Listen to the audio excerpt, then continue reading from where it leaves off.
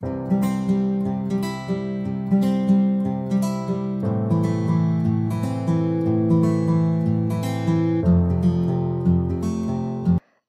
বন্ধু বান্ধৱীসকল, জিৰাগিতিলৈ আপোনালোকক স্বাগতম। আমি কৰ্মগতভাৱে আসাম হিষ্ট্ৰী পাৰ্ট 2 আলোচনা কৰি আছো। এতিয়ালৈকে আমি পালো যে দ্বিতীয় বিশ্বযুদ্ধৰ পাছত 1946 চনত অনুষ্ঠিত হোৱা সাধাৰণ নিৰ্বাচনত কংগ্ৰেছ দলে অসমৰ বিধানসভাৰ মুঠ 108খন আসনৰ ভিতৰত 58খন আসন লাভ কৰিছিল।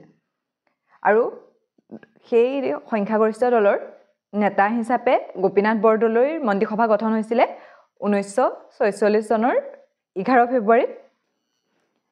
আমি সকলোৱে জানো 1947 চনৰ 15 আগষ্টত ভাৰত স্বাধীন হ'ল আৰু অসমখন ভাৰতৰ এখন অংগৰাজ্য হৈ পৰিল।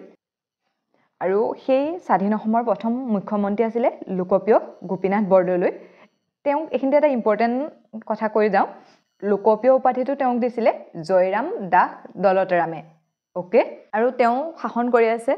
আৰু 1950 চনত গোপীনাথ বৰদলৈৰ মৃত্যু হয় আৰু মৃত্যু হোৱাৰ পাছত আমাৰ অসমৰ মুখ্যমন্ত্ৰী হয় বিষ্ণুৰাম মেধি। এইকেইটা মনত ৰাখিব। ফাৰ্ষ্ট কোন আছিলে? গোপীনাথ বৰদলৈ। আৰু তেওঁক লোকপ্ৰিয় উপাধিটো কোনে দিছিলে? জয়ৰাম দাস দলতেৰামে। আৰু বিষ্ণুৰাম মেধি আছিলে দ্বিতীয়জন মুখ্যমন্ত্ৰী।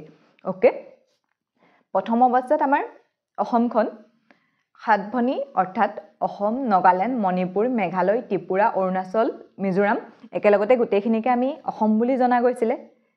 কিন্তু পাছত সেই গোটেইখিনি ৰাজ্য পৃথক পৃথক হৈ গ'ল।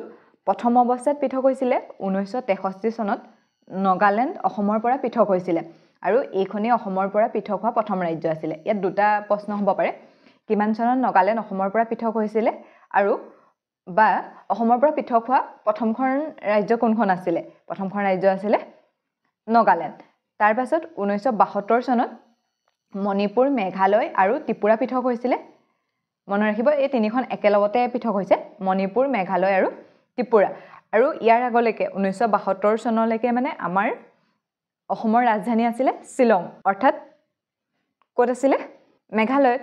আৰু যেতিয়া সেইখন পৃথক হৈ গ'ল, আমাৰ গুৱাহাটী অৰ্থাৎ দিছপুৰলৈ আমাৰ ৰাজধানী লৈ আহিলে। এইটো মনত ৰাখিব। লগতে 1972 চনত শ্বিলঙৰ পৰা অসমৰ ৰাজধানী দিছপুৰলৈ অনা হৈছিল।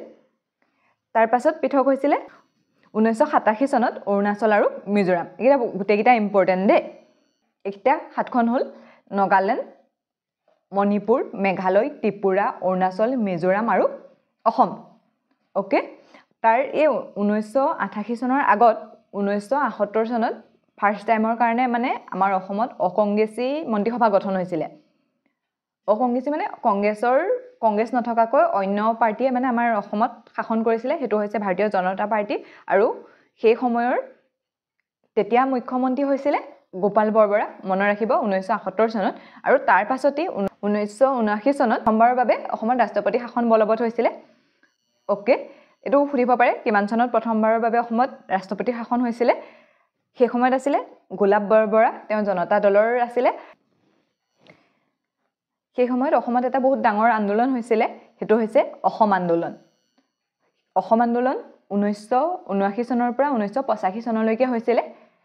ইয়াৰ মূল কাৰণটো আছিলে বিদেশী বহিষ্কাৰ।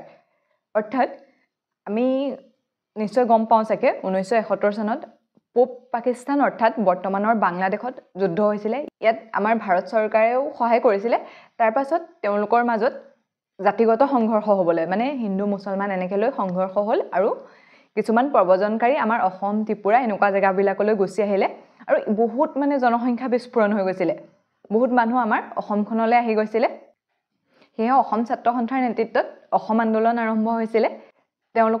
তেওঁলোকে কৈছিলে যে 1971 চনৰ 24 মাৰ্চৰ আগলৈকে যিখিনি লোক আমাৰ অসমলৈ আহিছে তেওঁলোকে ভাৰতৰ নাগৰিকত্ব পাব আৰু তাৰ পাছত যিসকল লোক আহিছে তেওঁলোকে ভাৰতৰ নাগৰিকত্ব দিব নালাগে, তেনেকুৱাকৈ তেওঁলোকে দাবী উত্থাপন কৰিছিলে। অসম আন্দোলন হৈছিলে সদৌ অসম ছাত্ৰ সন্থাৰ নেতৃত্বত আৰু ইয়াৰ নেতৃত্ব দিছিলে প্ৰফুল্ল কুমাৰ মহন্তই। এই আন্দোলনত বহুত লোক শ্বহীদ হৈছিলে। ইয়াত 855 জন লোক শ্বহীদ হৈছিলে আৰু বহুত লোকক কাৰাবাসো দিয়া হৈছিলে। আৰু প্ৰথম শ্বহীদজন আছিলে খগেশ্বৰ তালুকদাৰ। আন্দোলন হৈ থকাৰ কাৰণে 1981 চনত লোকপিয়ল হোৱা নাছিলে। আমি জানো ন, প্ৰত্যেক 10 বছৰৰ মূৰে মূৰে লোকগণনা হয়। সেইকাৰণে 1981 চনত মানে 1979 চনৰ পৰা 1985 চনলৈকে অসম আন্দোলন হৈছিলে আৰু মাজত পৰিছিলে 1981 চনটো সেইকাৰণে সেই সময়ত লোকপিয়ল হোৱা নাছিলে আন্দোলন হৈ শেষত কি হ'ল 1985 চনৰ 15 আগষ্টত বহুত ইম্পৰ্টেণ্ট দেই এইটো মনত ৰাখিব কেতিয়া অসম চুক্তি হৈছিলে বা অসম একৰ্ড হৈছিলে 1985 চনৰ 15 আগষ্টত সেই সময়ৰ প্ৰধানমন্ত্ৰী ৰাজীৱ গান্ধীৰ নেতৃত্বত কেন্দ্ৰীয় চৰকাৰ হৈ মানে ৰাজীৱ গান্ধী আছিলে আৰু অসমৰ ফালৰ পৰা অসম ছাত্ৰ সন্থাৰ সদস্যসকল আছিলে এখন চুক্তি স্বাক্ষৰ হৈছিলে যিখনৰ নাম আছিলে অসম চুক্তি বা অসম একৰ্ড সেইখন কেতিয়া হৈছিলে 1985 চনৰ 15 আগষ্টত ইয়াত উল্লেখ থকা কিছুমান দফাৰ কথা কৈ গৈছো অসম চুক্তিৰ 6 নং দফাত আছিলে সাংবিধানিক আইনিক আৰু প্ৰশাসনিক সুৰক্ষাৰ বিষয়ে আছে মানে অসমৰ সাংবিধানিক আইনিক আৰু প্ৰশাসনিক সুৰক্ষা দিব লাগে 5 নং দফাত আছিলে ফৰেনাৰ ইছ্যুৰ বিদেশীসকলৰ সমস্যাটোৰ কথা উল্লেখ আছিলে 7 নং দফাত আছিলে ইকনমিক ডেভেলপমেণ্ট অৰ্থাৎ অৰ্থনৈতিক বিকাশ আৰু 9 নং দফাত উল্লেখ আছিলে সিকিউৰিটি অফ ইণ্টাৰনেশ্যনেল বৰ্ডাৰ মানে আমাৰ যোনটো সীমাৰেখা বা অসম বা বাংলাদেশৰ বা ভাৰতৰ যোনটো সীমান্ত সেই সীমান্তটো সুৰক্ষাৰ কথা উল্লেখ আছিলে এইকেইটা মনত ৰাখি থব কেতিয়াবা আহিবও পাৰে অসম চুক্তিৰ 6 নং দফাত মানে এইকেইটা ইম্পৰ্টেণ্ট হয় সেইকাৰণে উল্লেখ কৰি দিলোঁ আৰু সেই চুক্তিখনৰ ফলত অসমত শংকৰদেৱ কলাক্ষেত্ৰ স্থাপন হৈছিলে আৰু নুমলীগড় তেল শোধনাগাৰ স্থাপন হৈছিলে ইয়াৰ পাছতে মানে অসমত এইকেইটা স্থাপন হৈছিলে শংকৰদেৱ কলাক্ষেত্ৰ আৰু নুমলীগড় শোধনাগাৰ যেতিয়া 1985 চনত চুক্তি স্বাক্ষৰ হ'ল অসম চুক্তি স্বাক্ষৰ হ'ল সেই সময়ত হিতেশ্বৰ শইকীয়া মুখ্যমন্ত্ৰী আছিলে আৰু তেওঁক যেতিয়া চুক্তি স্বাক্ষৰ হ'ল তাৰ পাছতে সেই মন্ত্ৰীসভাখন ভংগ কৰা হ'ল আৰু সেই বছৰৰে ডিচেম্বৰ মাহত পুনৰ নিৰ্বাচন অনুষ্ঠিত কৰা হ'ল আৰু সেই নিৰ্বাচনত আঞ্চলিক দল অসমৰ আঞ্চলিক দল অসম গণ পৰিষদৰ প্ৰথমবাৰৰ কাৰণে চৰকাৰ গঠন কৰিলে আৰু প্ৰথম মুখ্যমন্ত্ৰী হৈছিলে প্ৰফুল্ল কুমাৰ মহন্ত আৰু তেওঁলোকে শাসন কৰি আছিলে যেতিয়া 1990 চন হৈছিলে তেওঁলোকৰ মাত্ৰ চৰকাৰখন শেষ হ'বলৈ এমাহ আছিলে তেনেকুৱা সময়তে কেন্দ্ৰীয় চৰকাৰে সেই মন্ত্ৰীসভাখন ভংগ কৰে আৰু ভংগ কৰি অসমত ৰাষ্ট্ৰপতি শাসন কৰে ঠিক আছে আজিৰ ইম্পৰ্টেণ্ট কেইটা এবাৰ চাই লওঁ স্বাধীন অসমৰ প্ৰথম মুখ্যমন্ত্ৰী কোন আছিলে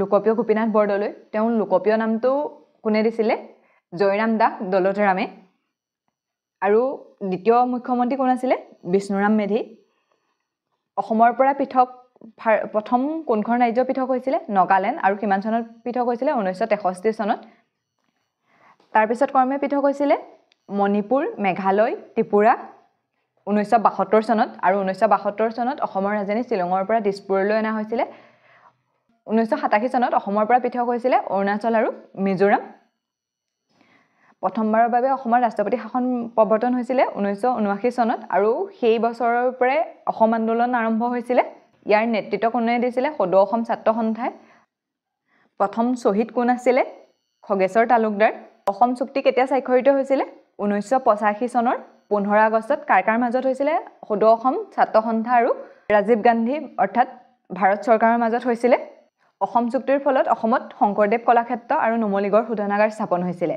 ওকে ঠিক আছে আমি অসম হিষ্ট্ৰী পাৰ্টটো ইমানতে সামৰিছো এতিয়ালৈ ইমানতে এৰিছো অন্য এটা ভিডিঅ'ত লগ পোৱাৰ প্ৰতিশ্ৰুতিৰে